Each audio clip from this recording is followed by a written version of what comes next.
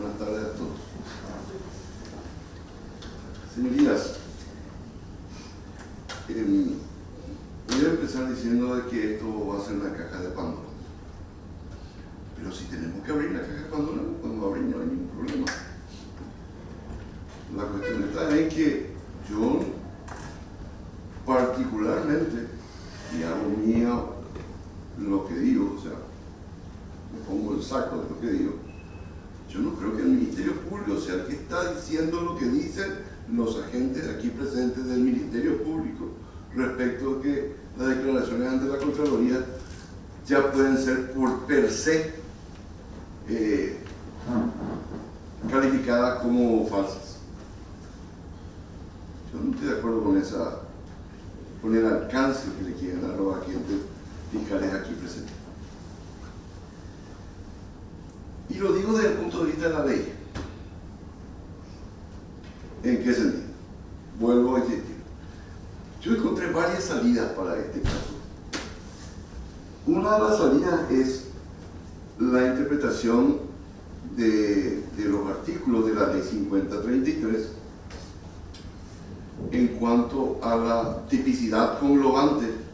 Tipicidad conglobante es una expresión que usa el jurista argentino Eugenio Raúl Zaffaroni para establecer que hay elementos objetivos del tipo que se deben complementar con otros elementos que están en otras leyes cuando se hace referencia, por ejemplo, a ellas en el propio artículo respectivo del Código Penal.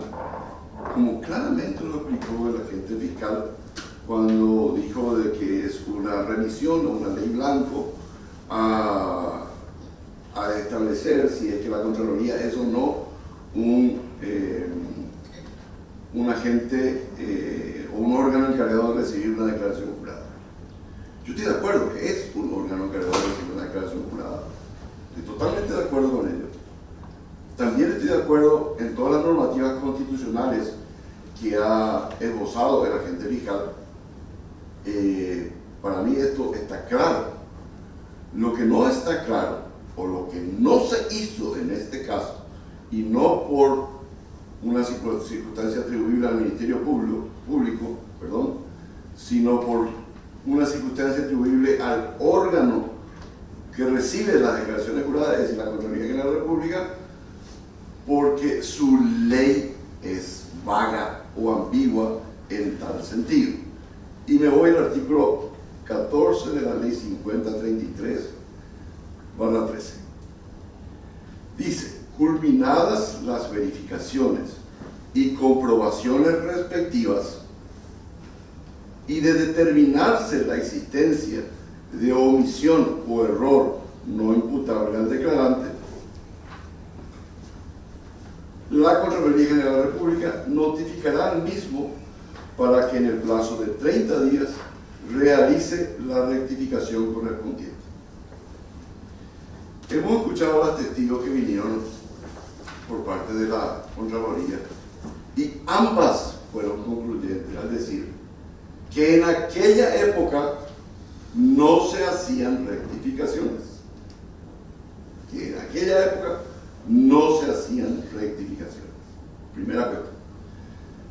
Segunda cuestión, se le preguntó específicamente respecto del dictamen de correspondencia y refirieron que efectivamente que en el dictamen de correspondencia no encontraron o encontraron razonable la correspondencia entre los bienes declarados de la declaración de ingreso, que tengo entendido fue en el 2013, con la declaración de septiembre del 2018.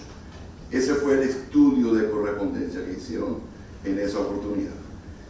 Y creo recordar que inclusive miembros del tribunal le preguntaron si es que hicieron también un estudio respecto de la rectificatoria de noviembre del 2019. Y entendí que dijeron que no, porque eso ya no les llegó a ellos. También creo recordar que miembros del tribunal hicieron la pregunta, sobre todo al señor Durán, si que él sabe si de su declaración de salida, que fue en el año 2020, hubo algún estudio de correspondencia. El señor Durán no sabe en qué concluyó eso. Y aquí la Contraloría no presentó ningún dictamen o estudio de correspondencia. Y el Ministerio Público tampoco se hizo cargo de pretender conocer si es que la Contraloría General de la República hizo algún dictamen de correspondencia con relación a la declaración jurada de salida. Entonces, tenemos por un lado que se hizo una rectificatoria, que esa rectificatoria fue de noviembre del 2019, que esa rectificatoria fue inclusive anterior a la apertura de una causa penal, y que en esa rectificatoria al menos algunos de los puntos claves aquí considerados mentiras o falsedades fueron rectificadas de acuerdo a lo que la Fiscalía dice en su momento, en la primera parte del alegato, de que la declaración de septiembre de 2018 no se rellenó el casillero relativo a observaciones. Bien. Esa es una omisión. Esa es una omisión atribuible al sujeto obligado. Pero lo que no dice en ninguna parte, y no es presumible esto, es de que esa omisión fue dolosa, o que esa omisión fue temeraria, o que esa omisión fue al menos negligente. De lo que podemos decir, porque es lo que declaró el acusado, es de que él no sabía de que allí había que colocar nada, o por lo menos no sabía qué clase de observaciones hacer. Que recién cuando fue cobijado, fue apoyado por una agencia contable, recién allí, a los efectos de la rectificatoria del 2019, recién allí pudo completar los rubros de observación respecto de los 3 vehículos de Durán Automotores o Propiedades, y también respecto de las acciones, y también respecto del préstamo o crédito con Continental. Y dice Durán aquí que yo creo que tengo un derecho en expectativa respecto del inmueble de Ipacaraí y respecto del vehículo, el Porsche en cuestión. Que a pesar de ese derecho en expectativa, justamente a los efectos de evitar mayor perjuicio para la firma Mocipar, con quien ya no tenía vínculo en el 2018, traté de solucionar la parte en que tenía que hacerme cargo de la deuda continental, pero que Mocipar me reconozca también lo que correspondiese con relación a esos derechos que tenía. Y ahí viene el círculo de lo que fue planteado en su momento de requerir los contratos privados que sirvieron al señor Durán para colocar en su declaración del 2018 como de su propiedad el inmueble de Ipacaraí y el vehículo Porsche de Mocipar Automotores. Entonces, como dice mi colega, ahí no hay mentira, ahí no hay falsedad. Ahí se colocó lo que el señor Durán cree que tiene derecho a tener todavía una expectativa.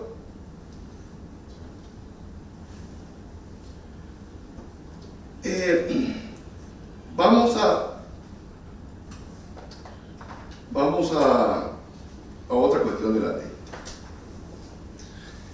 La ley 5033 del 2013, en su artículo 3, decía, digo decía porque ese artículo fue derogado, la declaración jurada deberá contener, y en el numeral 3 del artículo 3, el detalle de la totalidad de los bienes ajenos que administre o que se encuentren bajo su custodia.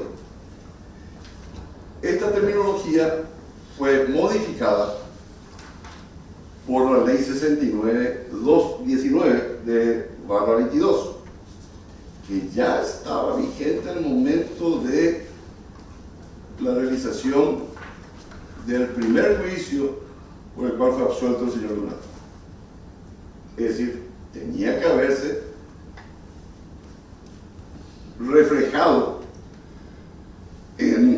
tanto en los alegatos, y yo me animo a decir en los alegatos de clausura de un ministerio público respetuoso del principio de objetividad que le rige, cuando que en el artículo 3 modificado, la nueva ley dice en su numeral 2 el detalle de la totalidad de los bienes que administre o que se encuentren bajo su custodia.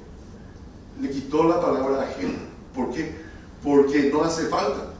¿Y por qué no hace falta? Porque él tiene que declarar lo que tiene, lo que administre o lo que tenga en su custodia. Y me dice la Fiscalía, eso no lo hizo en septiembre del 2018. Y yo le digo, pero sí lo hizo en noviembre del 2019. ¿En una rectificatoria? Sí, en una rectificatoria. ¿La rectificatoria para qué sirve? La ley 5033 tiene un reglamento, pero un reglamento creo que es del mismo año, del 2013. Hoy en día, y traigo a colación esto porque es muy importante, hay una figura prima hermana de la declaración jurada de bienes y rentas, activos y pasivos, que se llama declaración jurada de intereses. En esta declaración jurada de intereses también es obligatoria, los sujetos obligados son funcionarios públicos que reciben remuneración permanente del Estado y sobre todo de los funcionarios públicos de jerarquía superior, o de superior jerarquía. Y también es una declaración que es recibida por la Contraloría General de la República.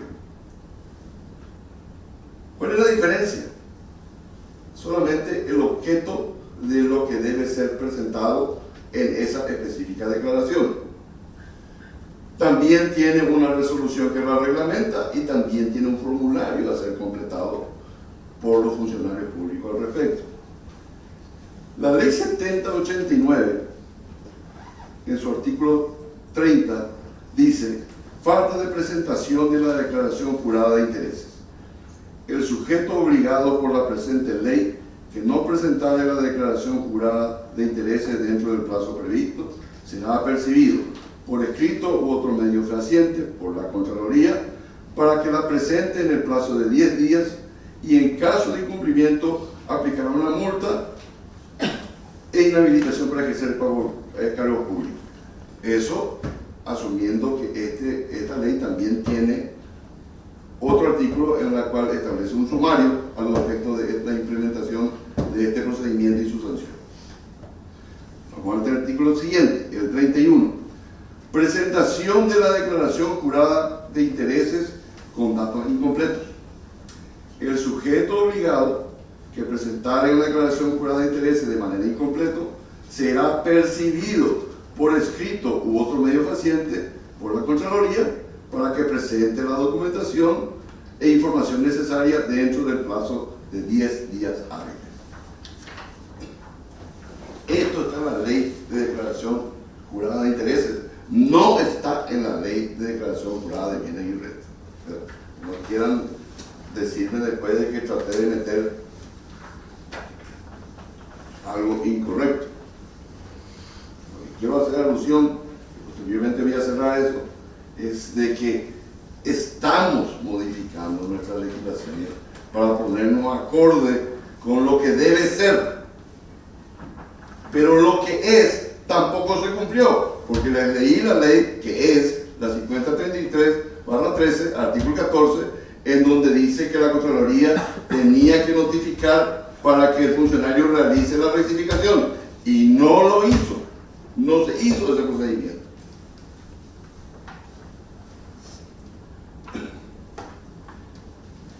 La resolución 154 que reglamenta la 7089 y su modificatoria, la 7236, tiene dos artículos muy importantes como reglamento.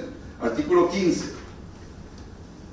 El sistema integrado de declaración jurada estará habilitado en la página web de la Contraloría, en el cual se podrá tener acceso al formulario de la declaración jurada de intereses, donde los funcionarios sujetos obligados podrán llenar y presentar la misma. Primer párrafo. Segundo párrafo.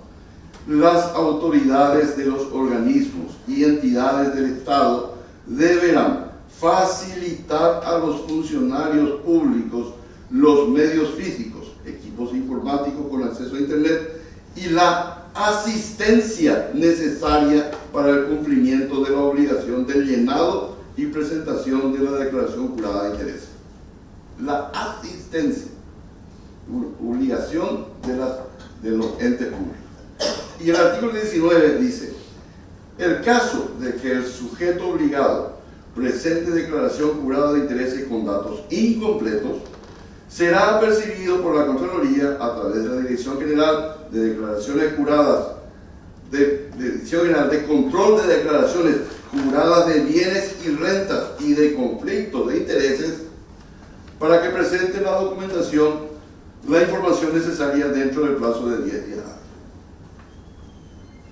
Es decir, la ley sobre declaración de intereses y su reglamentación ya establece el modo operandi de lo que tiene que hacerse en estos casos.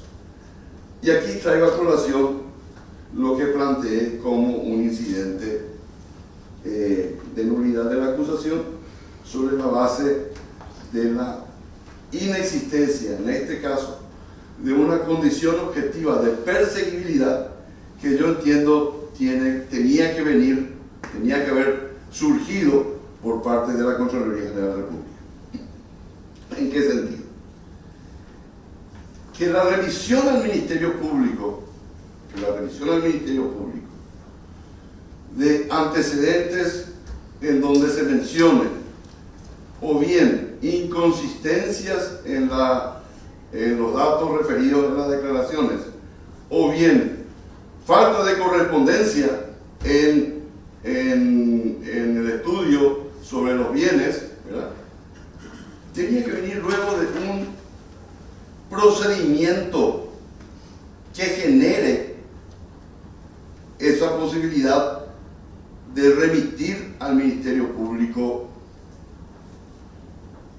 esos antecedentes, o de la inconsistencia o de la falta de correspondencia. Y aquí viene el para qué o el por qué. Señorías, ustedes tienen colegas, por no decir, los abogados hablamos generalmente de acuerdo a los intereses que estamos tratando de velar. Entonces pueden decirme: no, usted está tirando hacia donde quiere llevar la harina a su costal. Sí, eso es cierto, yo no voy a negar eso que estoy haciendo, pero lo estoy haciendo desde el punto de vista de algo que yo ya había hecho en su momento, cuando, y tengo constancia, pero solamente voy a hacer alusión, de que la Contraloría General de la República me pide un memorándum sobre justamente la modificación del reglamento para la aplicabilidad del artículo 14 de la ley 5033 y eventualmente una reforma de la ley. Y ya en ese momento yo había dicho de que la ley de Contraloría no puede ser considerada una ley penal. ¿Y por qué no puede ser considerada una ley penal? Primero, porque a pesar de que utiliza terminologías que son propias del ámbito jurídico penal, como omisión, error, imputable, dolo, ¿verdad? A pesar que utiliza estas expresiones, en la Contraloría no tiene atribuciones legales no tiene, porque no lo dice su ley, no lo dice la ley 5033, de cómo analizar si esas omisiones son o no atribuibles al sujeto obligado y si son o no atribuibles en carácter doloso o en carácter negligente o en carácter accidental o en carácter de bajo un error de prohibición. No lo dice. Y esto me lleva a otras cuestiones que tienen que ver con que no podemos nosotros hacerle decir a una ley algo que no dice. Y en ese sentido traigo a colación dos posiciones de colegas vuestros, miembros de tribunales de sentencia, y pido disculpas públicas que las voy a citar: la jueza Yolanda Portillo y la jueza Claudia Cristian. Ya es camarista, bueno, habrá hecho bien su trabajo. En ese sentido, y pido disculpas no por citarlas, sino porque voy a usar lo que tengo a bien explicar y exponer. Una es una fuente periodística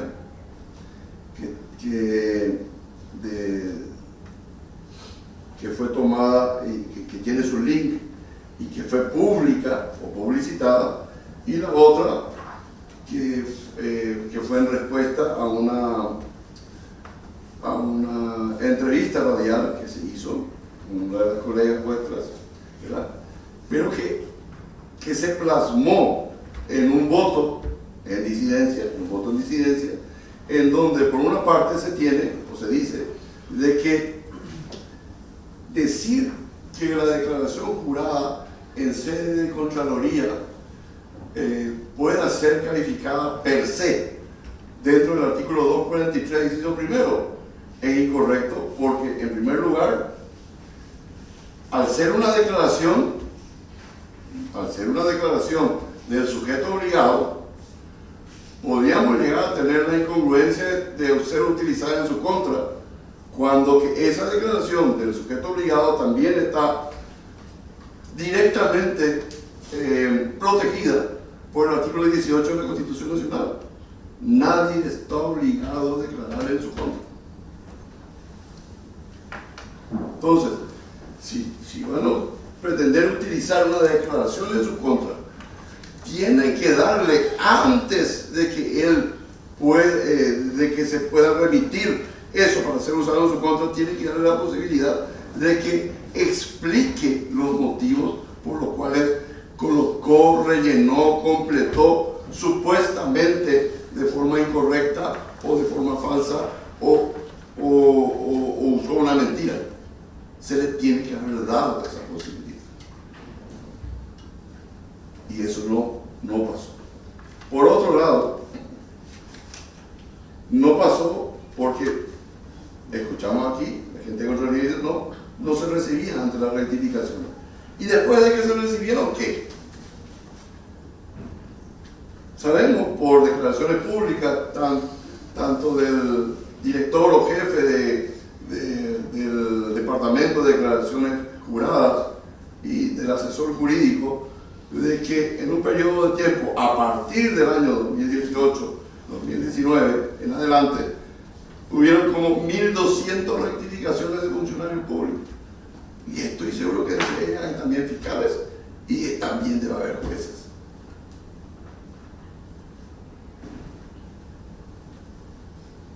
Si fuera cierto de que el Ministerio Público quiere perseguir esta clase de hechos, como calificándolo dentro del 243 del Código Penal, entonces hubiese pedido informe de los 1.200 que hicieron rectificación. Yo no leí, ni vi, ni sé de que se haya pedido informe, ¿verdad?, a los efectos de iniciar una investigación respecto de esas 1.200 rectificaciones. Yo no creo que sea una política institucional del Ministerio Público calificar per se una declaración ante Contraloría como declaración falsa. Por más de que haya omisiones en los datos completados en los formularios, que por cierto, ustedes pudieron apreciar, son exiguos, incompletos, no tienen ningún tutorial, nadie te dice cómo llenar. Yo he llenado mi declaración jurada hace unos días porque accedí a un cargo público de asesor externo de 6.600.000 guaraníes en la Cámara de Diputados.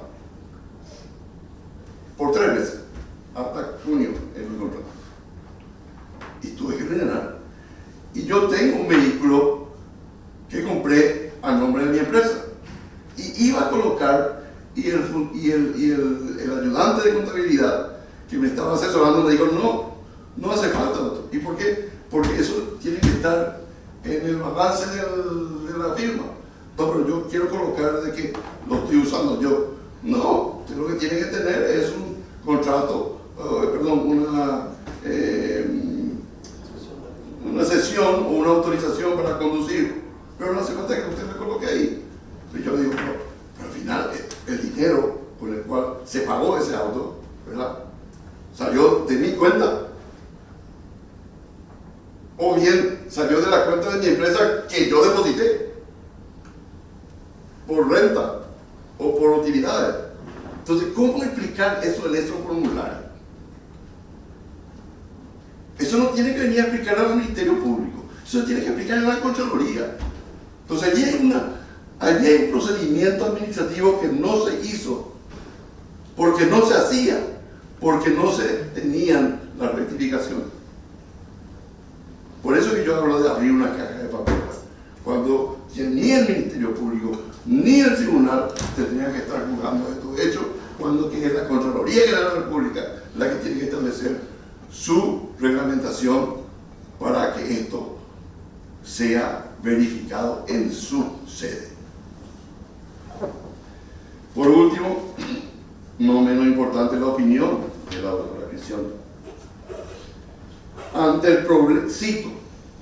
el problema de interpretación que se presenta con relación a si la declaración jurada falsa ante la Contraloría es o no un hecho punible, el legislador debería introducir una modificación en la norma, según la jueza especializada. Disculpe. Sigue su cita. Se tiene que tipificar como un hecho punible vinculado al ocultamiento del patrimonio, relacionado a su vez al enriquecimiento ilícito, sostuvo la magistrada. Se debería introducir un cambio dentro de la ley 2523 que previene, tipifica y sanciona el enriquecimiento ilícito de la función pública y el tráfico de influencia, entre otras cosas muy importantes que dice la citada colega vuestra.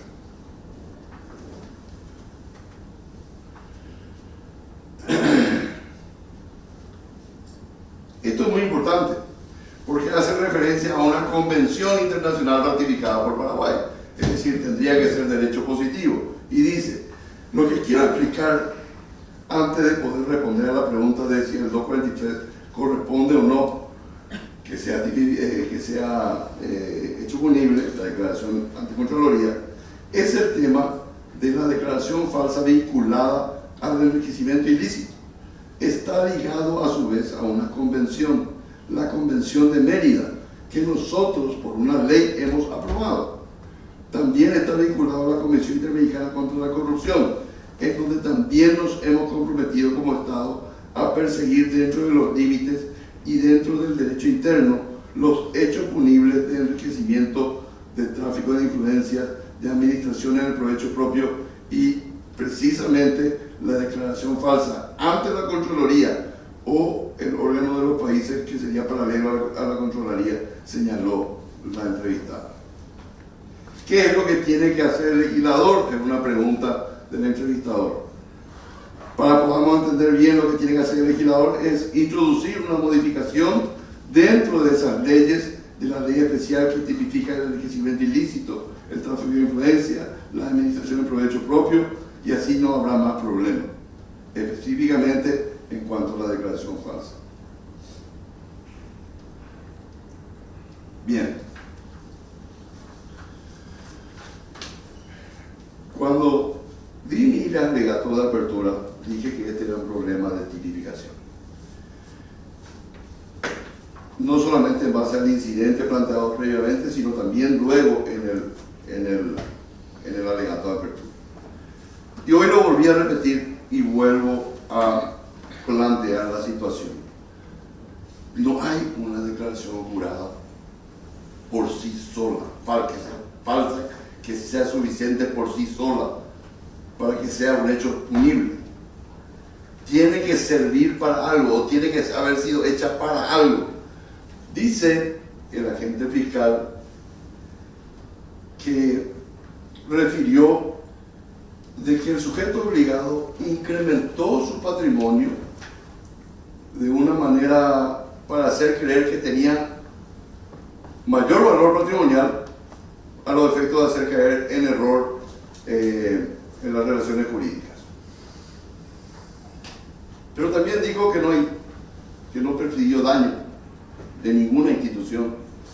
Continental no se presentó a reclamar que no se le pagó lo que se le debe.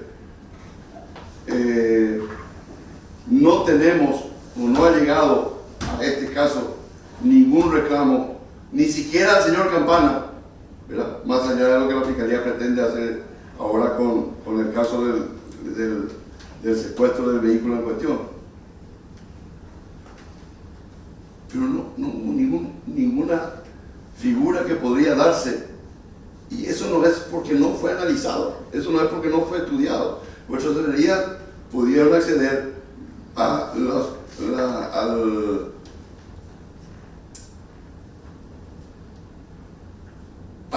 que la apertura de la investigación de esta causa fue por declaración falsa e enriquecimiento ilícito, y se dejó sin efecto la continuidad de la posibilidad de imputar o acusar por enriquecimiento ilícito, porque se hizo un estudio, se hizo un análisis, se hizo un informe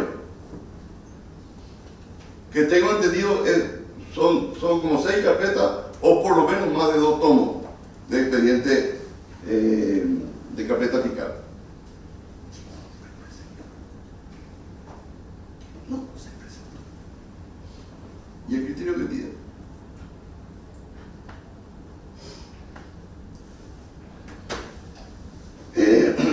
Señoría, no se puede sancionar a una persona por haber omitido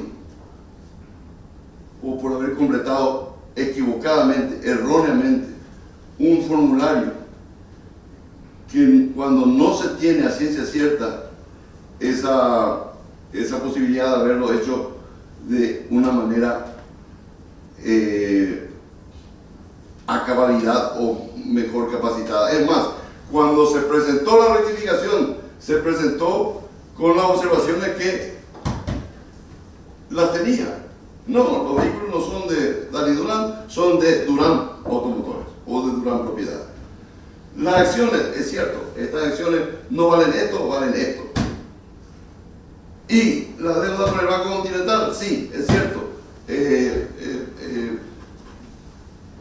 Porque me equivoqué en asumir yo de que podía doblar o cortar esa deuda, siendo que Mocipar era la que tenía que pagar, y como Mocipar ya no iba a pagar, hice un acuerdo con Mocipar para que yo me haga cargo de esa deuda, y a cambio me tenía que resarcir y compensar con la posibilidad de que le compre el bien inmueble de Ipacaray, que eso fue lo que pasó.